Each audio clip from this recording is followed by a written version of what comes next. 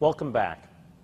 I think what I want to share with you now are 7 words that change minds. I think that when you think about words, there's a lot of words that we say every day that don't mean a whole lot. But there are 7 words that you can use that have been shown to actually impact and create cause in other people's minds, to get them to say yes when they otherwise would have said no. And I do want you to write these down, and I'm going to sort of describe them a little bit, explain why they work and how to utilize them. The first word that I want you to write down is the word because. Because. And the word because is a cause-effect word. And cause-effect is very important in how other people think. People think today it rained and the golf game was really bad, so the rain caused the golf game to be bad. Or today it snowed and the TV reception was great, so the snow caused the great TV reception. That's how we all think. We all want to think that whatever just happened caused something else. Well, the word because literally has the same effect on the human mind. What that means is that, well, just remember this scenario when you were a kid. Remember when, Kevin, I want you to go to bed. But Mom, can't I stay up and watch Star Trek? Please, can I stay up? It's the episode with the Gorn, with Captain Kirk and all that, please. Kevin Lynn, that's the middle name technique. That was also very effective, but that's parenting, a whole different thing. Kevin Lynn, it is time to go to bed. But Mom, why do I have to go to bed now? And what did she say? Because I said so. Ah, you had the same mom I did. That's what I was thinking. So you can see that when a person says because, it sort of has its roots as a child. You're literally programmed to do whatever is said after because. So you could literally say, you know, I'd really like you to go out with me Tuesday night because it means a lot to me. And people, because of the cause-effect inference, they literally will respond to it.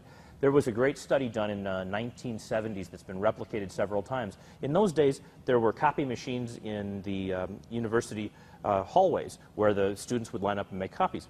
And essentially, the study with the word because went kind of like this. First of all, the assistant for Dr. Ellen Langer, this is her study from Harvard. Make sure we give credit where credit's due.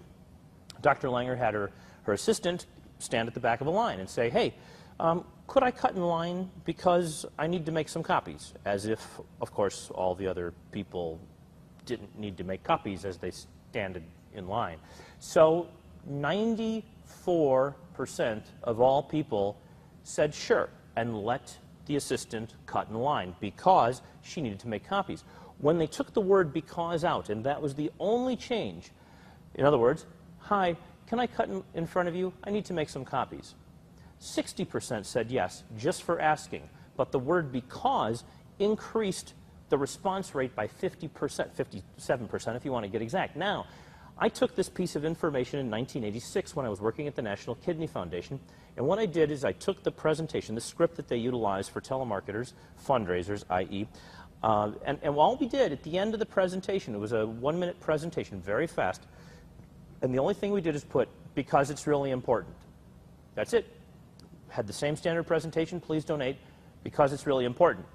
We had a 30% increase. It was about 28.5, but it was almost 30% increase in donations per phone call based upon that single word phrase being in there. So if you can utilize the word because as you communicate, it's a great word to utilize. Now, the next word is now, N-O-W, now. Now I want you to think about this conversation when you were a kid.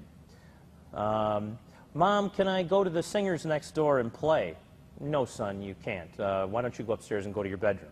By the way, that was pretend. We didn't have it upstairs. We had, yeah.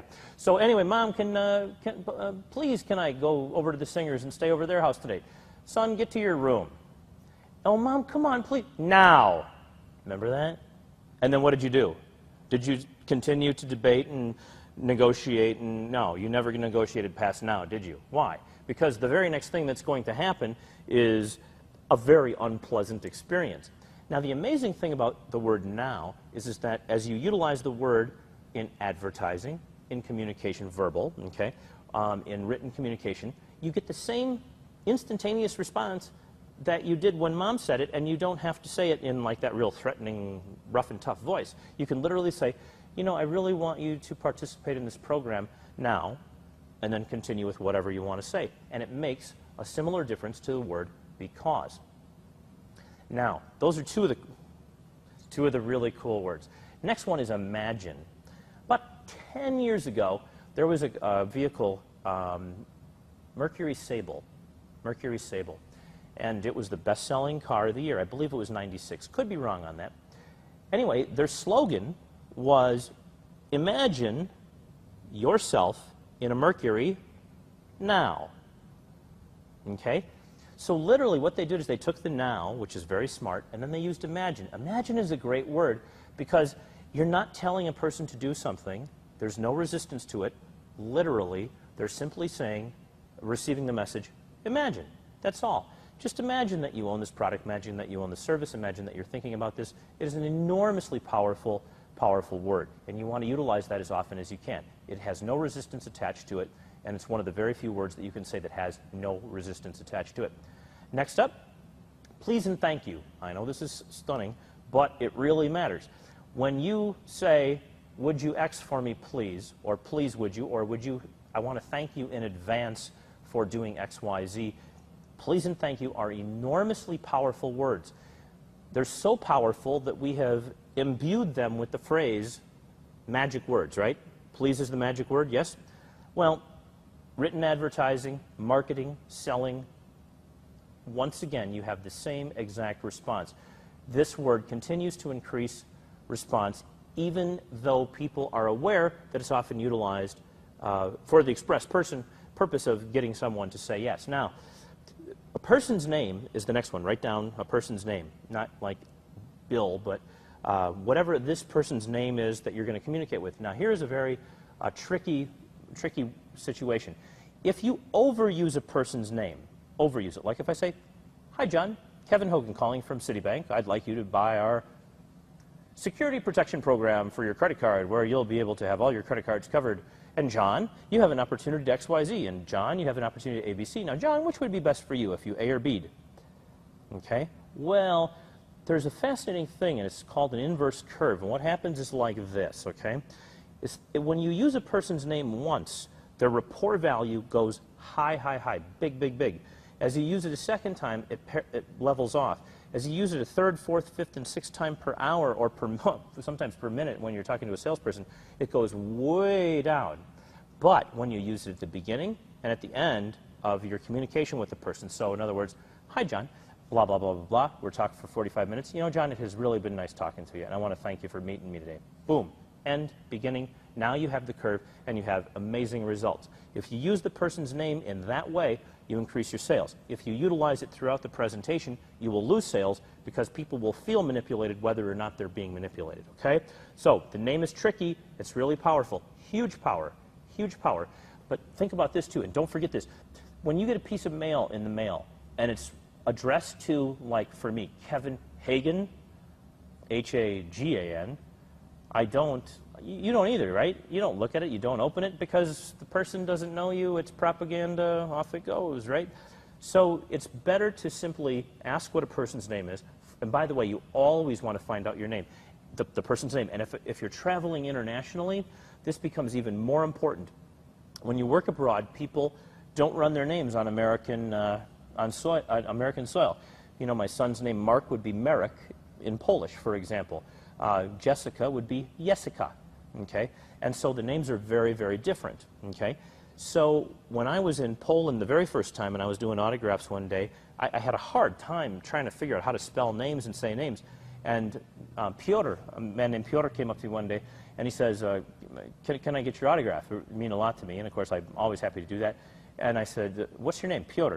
I said, Piotr? You know, I didn't get it right the first couple times. And he says, oh, you can call me Peter. And I thought, no, I really can't. I go, I will learn your name. Piotr, Piotr, Piotr. Ah, that's it. And he would keep, that's it. And he got it. And you do that with each person that you meet, and their respect level for you dramatically increases. Okay. So we have now, we've got because, please, thank you, imagine, the person's name, and then there is the concept of control words. I always tell people, I confess to being a control freak. Okay? A control freak is a person who likes to be in control. I contrast this with an out-of-control freak. Okay? An out-of-control freak is somebody who has no control whatsoever over anything. So you decide which one you would prefer to be. But here's the facts. The facts are that people need locus of control. Fancy psychological jargon for saying we need to be in charge of whatever is going on around us. And we have to believe that we're creating cause-effect things all around us.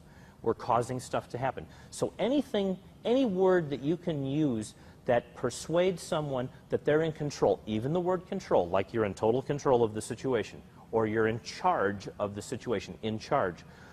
Any words that equal control, locus of control within Kevin are good words to use in selling, and they will increase your sales. People do not feel in control of their lives, and the one thing that they desperately, desperately want is to feel in control. And when people feel out of control, they feel as if there's a lot of danger around. Now,